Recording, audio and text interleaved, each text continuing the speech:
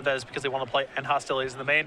This is a matchup where you absolutely get punished for your lack of Sylvan Carryat. It is such a valuable blocker against mono red aggro's early aggression, and replacing that with end hostilities, main deck read the bones, this does not help against mono red. One of these players will be playing elimination rounds a little bit later this evening. We're going to find out who it is. Looks like Lerch is off to a nice start with a Monastery Swift Spear. Round number 15 is underway, and Blackmon is down to 19. Blackmon starting things off with a Llanowar Waste. Even starting things off a little bit painful here. There's a Temple of Malady. Take a look at the top card. Not the start you're looking for here as an Obzon mid-range player. And again, this is a consequence of not having Sylvan Carryat in the deck. He's going to be making no play this turn. And if Dylan has a follow-up play, Nathan may be way too far behind before the game even really starts. You can imagine what this game would have been like if Dylan was on the play, for example. Yeah, forget about it. Does Dylan have a second land, I suppose, is the question. There's a Fire Drinker Crusader, there's a Mountain passing of the turn, so he's A-OK as Blackmon will take a draw step here. Thoughtseize is what he's found. Does he have a land number 3, as he does have Courser of Krufix in hand?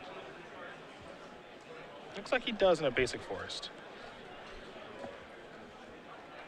So he will deploy the basic forest. There is the Courser. We'll take a look at the top card of the deck. It's a copy of Elspeth.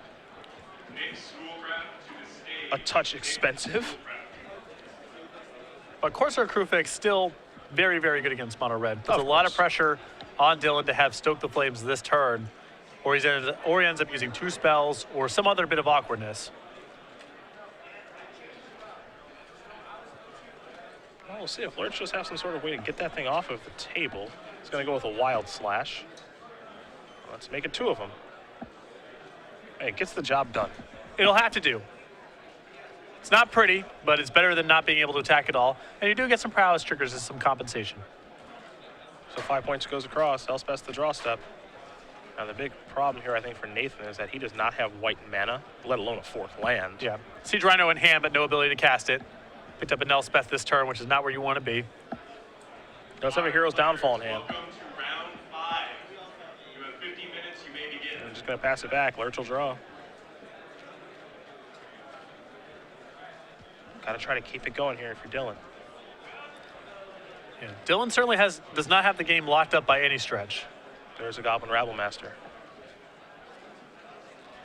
Goblin token, not quite yet. There's a Hero's Downfall. Now Blackmon will have to take 1 to cast that. You throw in some attacks here from Fire Drinker Crusader and Monastery Swift Spear. Probably a pretty good turn.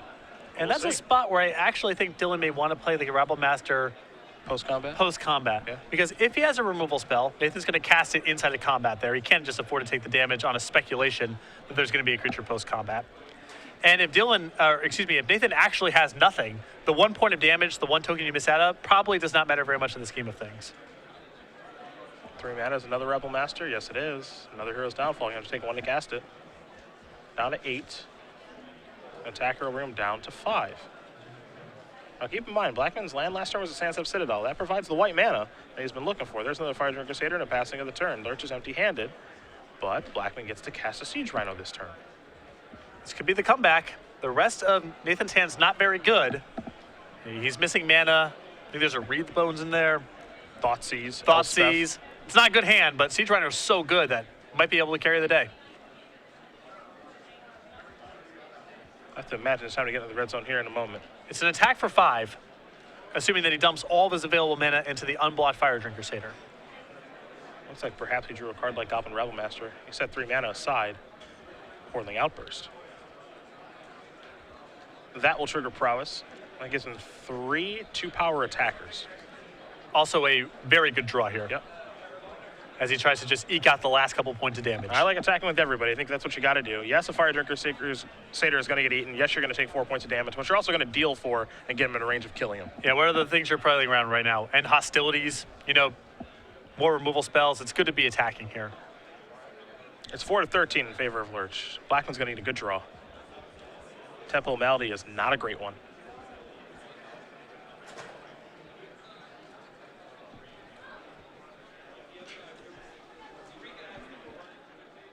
You can see the composition of Blackmon's deck really coming back to hurt him here.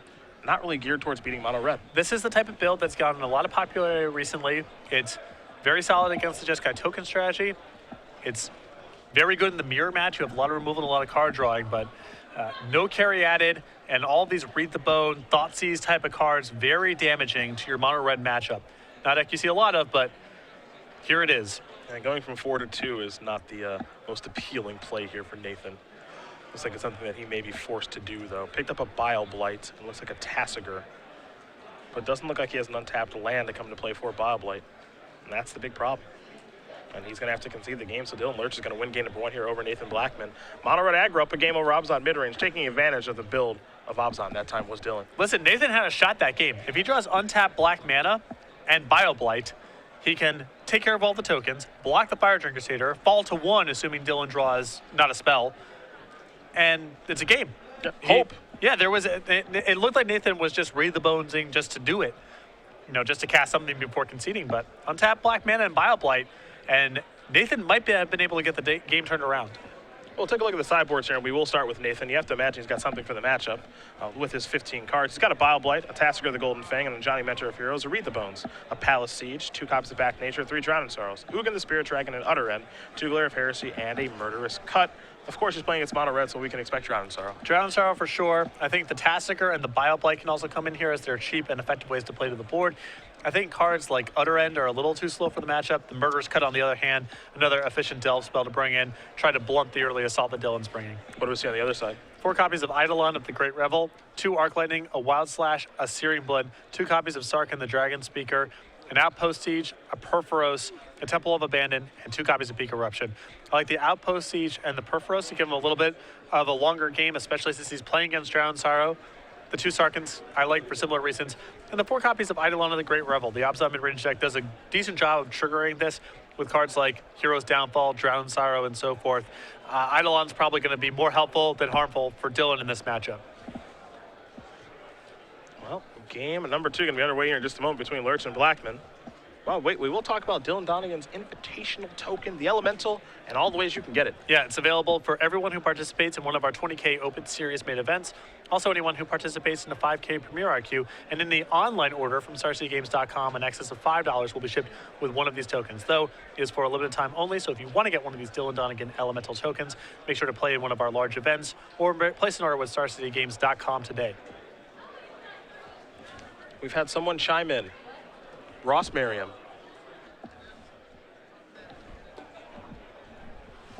Ross Merriam has sent me a message here. I was curious on if he played an IQ this weekend. Apparently, Ross had to skip the IQ because we got snowed in at the PTQ last night. I lost in the top 8 of the PTQ. Cannot say the words after that. Pretty good weekend. Pretty good weekend. Ross, I would ask that if you were going to get in touch with us while we were broadcasting, at least keep it somewhat PG. What if I'm just reading this and I just spit the words out? What are you, Will Ferrell and Anchorman? You just read whatever's put in front of you? Yeah, it's kind of my job. It's kind Sort of my of. job. He's an industry professional. I'm an industry professional. He's not an industry professional in broadcasting. Could have fooled me. Ross? No, Will. Oh, Will. Farrell, yeah.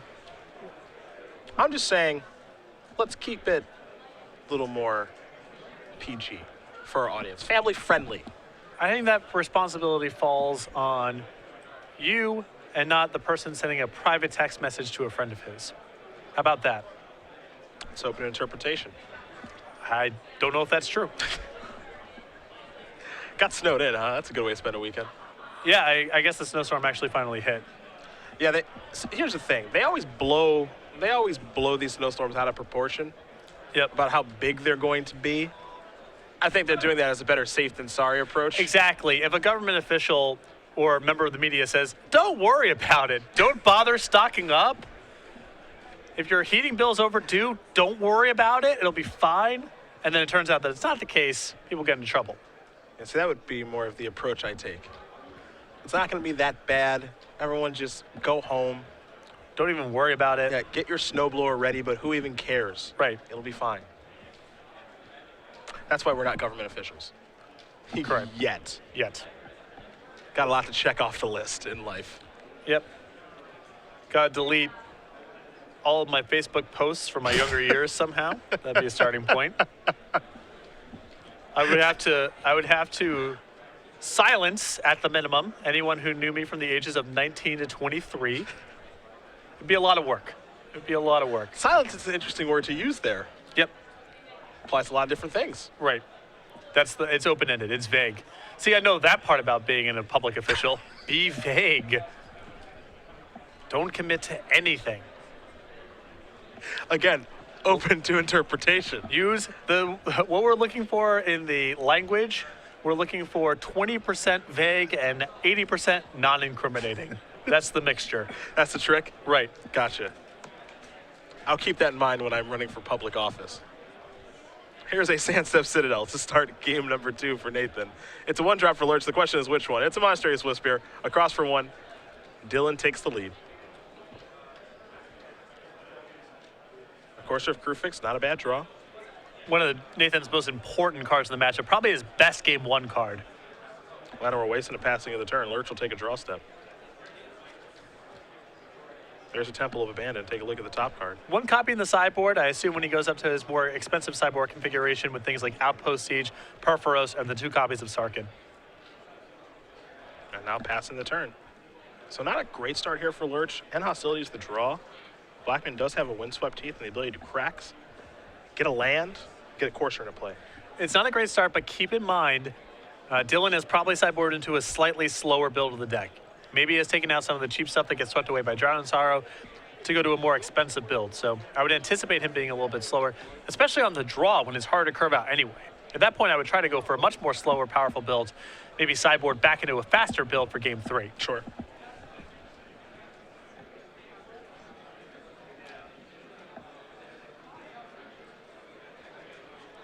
There's Courser. Top card is a Temple of Silence. Pass that turn back over to Lerch. Lerch will take a draw step.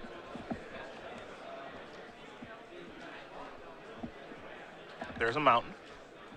Really good turn for Stoke the Flames.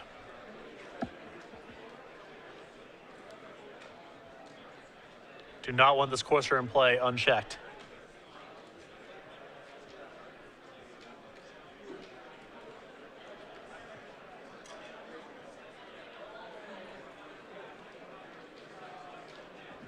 No Stoke the Flames here, it seems. Though it could be in the draw step. Plains on top. And maybe just wants the information about what the draw step is going to be. That's what it's going to be. There's your Stoke.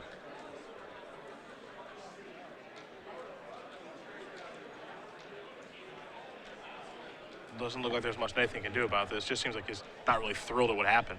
Doing a quick price check on his hand there. Sees no source of regeneration. Well, Scry, he knows about the Plains on top of his deck. He's going to keep it and pass the turn back over to Lerch. Lerch will draw very quickly. And that's really valuable information that Dylan went ahead and waited there. So if Nathan really wants land number 5, what does that mean? There's a Rebel Master. Hero's Downfall is going to take care of that. Here's an attack for 1. You can start thinking about things like End Hostilities, Waymate Rock, Elspeth's Champion. Start getting some information knowing that he kept the Plains on top of his deck. The Plains is the draw step. That'll come directly into play. Interesting to see the use of Hero's Downfall there when it looked like a pretty good spot for Nathan to just take the hit, untap, and cast End Hostilities. It would have just been 1 extra point of damage, so I was a little surprised by that. He would be at 14 instead of 15, but Hostilities would have gotten a little 2-for-1 action. And now Nathan's in kind of this awkward bind where he has to pass. Maybe he ends up utter ending a Monastery Swift Spear. There's a Mountain. Here's attack with a Swift Spear.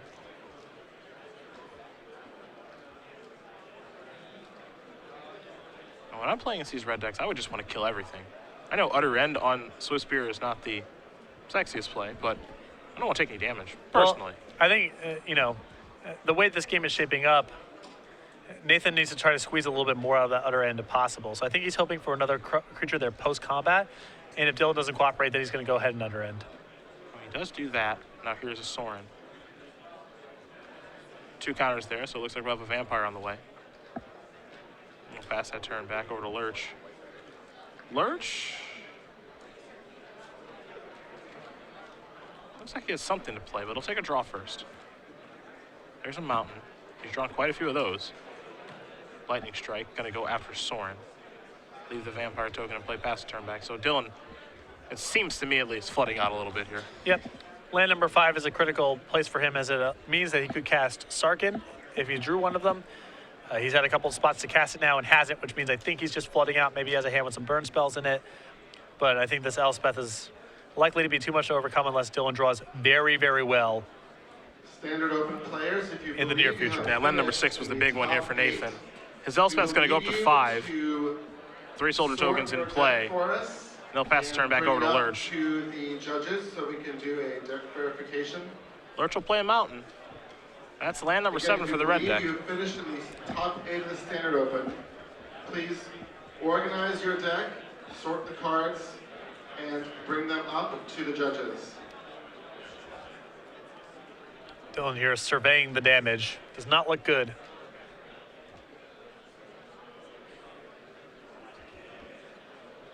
There are better places to be. Yeah. That's for sure. And he thinks the best place to be is the next game. So Dylan Lerch is going to concede pretty quickly, and I think you agree. I agree. That one's done for. Nathan Blackmon going to tie things up here against Dylan Lerch. I was on mid-range mono red aggro heading to game number 3. However, for the mono red aggro player, on the play, pretty important. And you might see some sideboarding here from Dylan. I'm curious to see if he goes back to the well here. When I'm on the draw against decks that have things like Drown and Sorrow in it, I want to cut as much as my low impact creatures that get swept away and try to go into a more powerful controlling build with things like Perforos, Outpost, Siege, Sarkin, try to be able to play a longer game. On the play, it becomes a little bit more attractive to go back to your roots. With that said, Dylan has so many inefficient cards in his deck. He's got these Wild Slashes and Searing Bloods that don't really do very much. I think he's probably going to keep his creature base intact no matter what happens. Both players not a lot as far as going back to the drawing board is concerned. So we'll see how things play out in game number 3. But very quickly, we will talk about Cardboard Crack. 4 fantastic books available right now at Star City Games. Yep, the first 3 books were so well received that we came out with a 4th one. It's very popular. Magic the Gathering themed black and white comic strip now available. $12.99 a piece, all 4 books. StarCityGames.com/cardboardcrack to order your copy or copies today. IQ players, that's time for the round. Who do you think the favorite is here for game 3? I like Dylan, slight edge. Slight edge. Slight edge. If you need assistance, please ask for it. Seems like Nathan's bringing a healthy amount to the table. You know, Nathan's best draws, they're really hard for Dylan to handle, but Nathan's got to interact early and often, and it's hard for Obzon mid-range with just the sheer volume of lands that come into play tapped to reliably do something on turn 2 and do something on turn 3. Yeah. That said, he does have some individual cards where sometimes mono red aggro just can't handle it. Happens with Corsair Crewfix, happens with Siege Rhino, happens with Elspeth, where Dylan can be rocking and rolling way ahead on the board. Nathan with no board presence, and just one of those cards completely swing the game around. We almost saw it there in game 1, where Dylan was just getting his head knocked around, had a horrible hand, but Siege Rhino was almost too much for Dylan to overcome. He had barely enough resources to attack through it.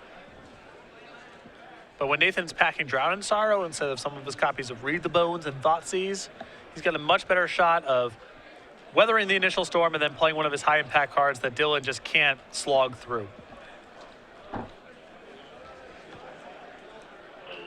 Time to take a look at 7 cards. If you are the Druid Giant, your clearings for the next round are going up. Lerch gives a thumbs up. Blackmon Town looks expensive. There's 2 humps to play tap lands. First interaction is on turn 3. It's not Drown in Sorrow. That's a mulligan. Nathan agrees. Yep. Took a look at the top couple of cards. He had to know. That's a disciplined mulligan. I think that's the type of hand that a lot of Obzon mid-range players would keep. You know, you have your colored mana, you have some interaction, but just too likely that he misses his 3rd land drop or his first play is Hero's Downfall, and that's not good enough. Yeah. This guy interact early and often. Yeah. Like I said, very disciplined mulligan. No surprise to see this player playing for top 8. A hand that I think if we see some players on day 1, probably keep that hand more often than not.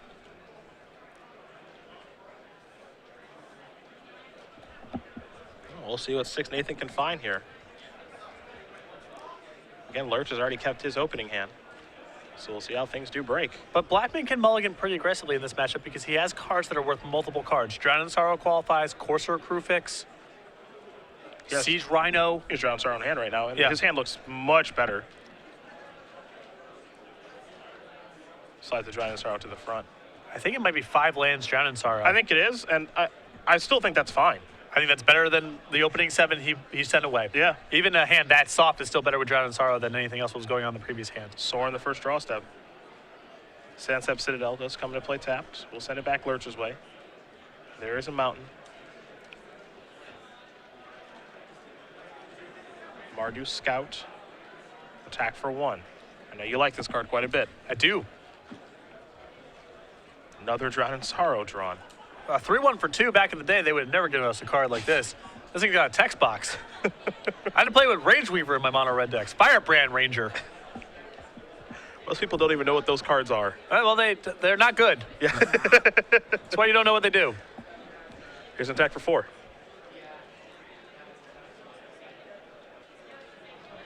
Dash gives you a lot of play. That's why people like that. Certainly does. Now, this is going to be interesting. Does Dylan hold up a spell here in anticipation of Drown Sorrow? If he does, he can trigger Prowess, keep the Swift Spear alive, and really blunt the impact. If he taps out for another creature, Drown Sorrow might end the game. Well, there's Fire Drink Crusader.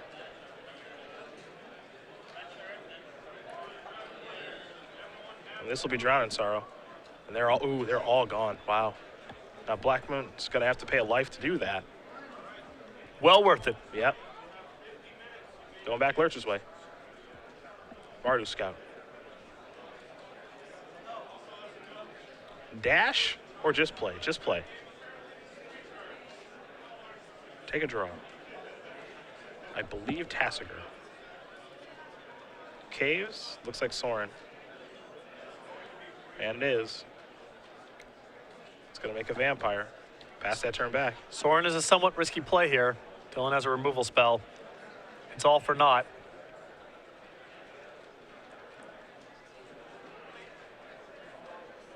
But you know, you didn't have Wild Slash the turn that you Drowned in Sorrow. You know that because you would have seen it in response.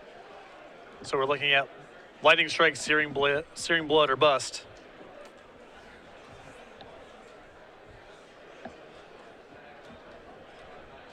Decisions. Don't have a great look at Lerch's hand, but he hasn't done all that much. And he's certainly in the tank right now. There's Searing Blood. Okay, well, that's not a bad turn. No, not at all.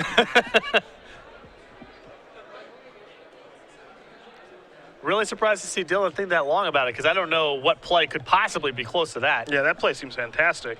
Almost seems optimal. I mean, I'm sure he has other options, but... Kill the Soren, kill the Vampire, attack for 3. Yeah. It's not a bad turn. There's a Temple. Take a look at the top card. It's moving to the bottom now. The Golden Fang. Looking to play the role of Roadblock. I mean, it's got the numbers, you know. And this is going to force Dylan to possibly have to play further into the second Drown in Sorrow in hand. That's a big plan for Nathan.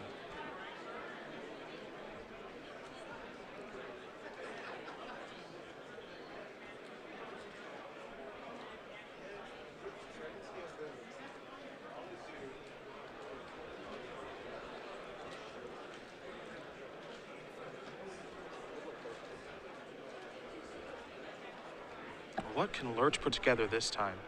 Again, he's been stuck on 2 lands for a very long time. So he's going to play a Fire Drunk Crusader and just pass the turn back. I actually wonder if his hand's just full of Rabble Masters that he can't cast. Possibly Stoke the Flames as well. Hero's Downfall to draw. There's a land. Very quickly there from Blackmon.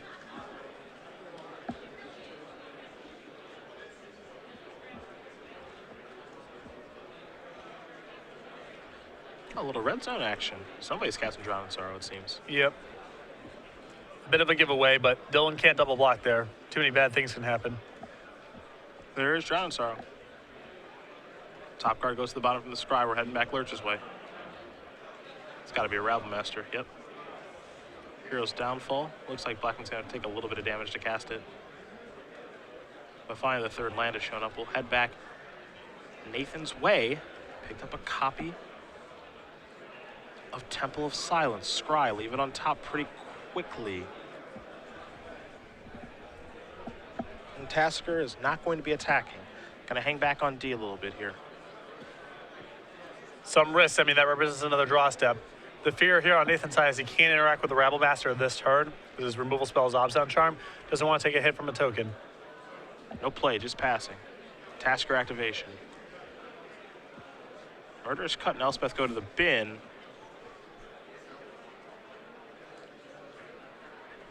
And now I think if you're Dylan, you're probably just trying to burn out and hope your opponent doesn't draw Siege Rhino. Yeah, and Drowned Star would imply that too because he says, take the sorcery that's really good against a bunch of creatures. And draw up some Windswept Teeth. But if you're Nathan, you have to get a move on this game. You got to close it out. Yep. Because you have to imagine, right? Dylan hasn't played very many cards this game. He's been stuck on 2 lands for a while, and 4 mana is to stoke the Flame's Flashpoint. And he gave you Drown in Sorrow. Yeah. To me, that's an indicator that I'm sort of off the creature plan for the rest of the game. And if that's the case, I think Nathan needs to go on the offensive. He can't really afford to wait much longer here. Siege Rhino among the cards, but that's not coming back.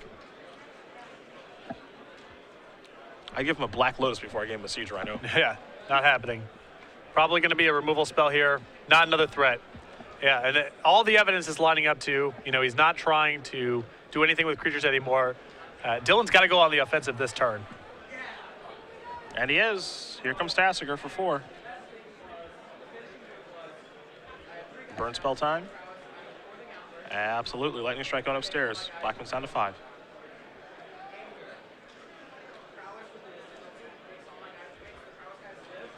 Down to 3. All right. Is it a land for Stoke? Does he already have it? Land. 4 mana. Outpost Siege. Okay, we got a sweat. We do have a sweat. Although now, Nathan can go ahead and Obzon Charm the Tassiger for 2 counters, cut it to a 2-turn clock. Yep. He's going with the con side. Wants extra cards. Makes sense. Exciting. I'm glad it was this and not Stoke, because I want the sweat. Yeah. Thinking about sacrificing a Windswept Teeth here. I think that's a little risky. It is. He's doing this so he can activate Tassiger, I'm assuming. The problem is that there's an Elspeth in the graveyard that Dylan can give him for free right now. Yeah. Doesn't really change the clock very much. And now Wild Slash is turned back on. He's doing this just to play an Obzon Charm at the end of turn, but again, that's something he can do on his own turn. Yeah, there's no rush to do this. I think this is perhaps a little too aggressive. That point of damage matters. Windswept Teeth is the draw. It's going to come into play. Again, Tassiger activations don't really matter right now because Dylan's just going to give him Elspeth or something or some removal spell that just doesn't matter for the most part. Yeah, he gets Elspeth this turn. He can't impact the board with it. His second activation of Tassiger taps him out. So this is just an attack for 6. Yeah. And now he's got to cross his fingers and hope that this is good enough. He's got 2 removal spells, so he's got threats off the top covered.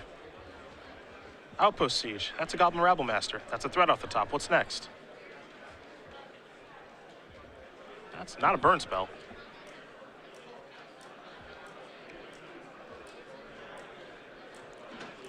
Had 2 looks at it.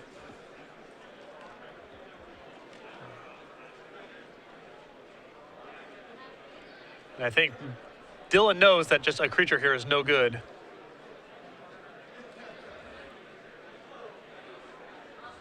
Portling Outburst. That's fine. Yep, you can't actually answer this with the Drown in Sorrow because it means it's not lethal. So this does do some work. On the table, he gives Dylan 1 more turn. Yep, that means 2 more cards.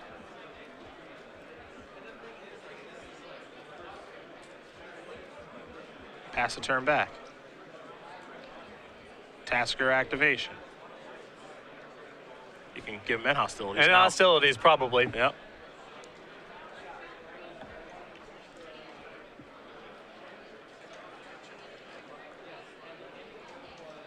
Gonna give him an Elspeth instead. It's kind of the same thing. It's a card that doesn't matter for this turn. It is, but it isn't, right? Because if you give him End Hostilities, let's say that Dylan just draws like another combination of cards that's Hordeling Outburst again.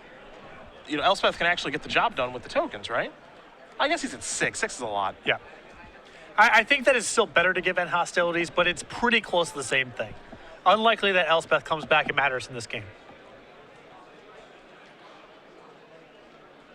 And Nathan knows with the end hostilities in his graveyard that his copy, his Tasigur activation still won't yield something that helps this turn. Dylan has the out of simply giving him the end hostilities. So he can drown, knock Dylan to 2, but then again, we're back in the world where he's got 2 looks at it. Yep. So there's the Drown in Sorrow.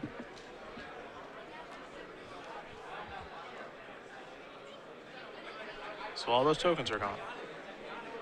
Scry left it on top real fast.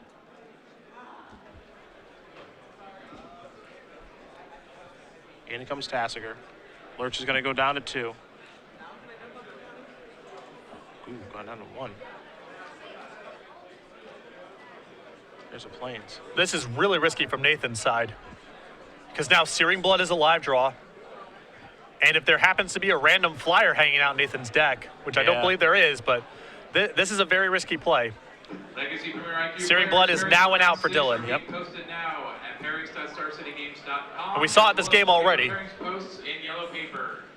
Again, Legacy Premier Top IQ card. players, round 6 is now up. Mardu Scout. Please check out pairings. Draw a card. Let's try one more time.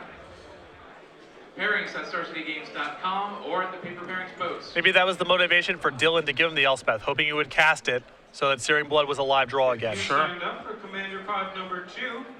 Please come up to the stage. Your event is ready to begin. Once again, Commander Pod number 2 is ready to begin.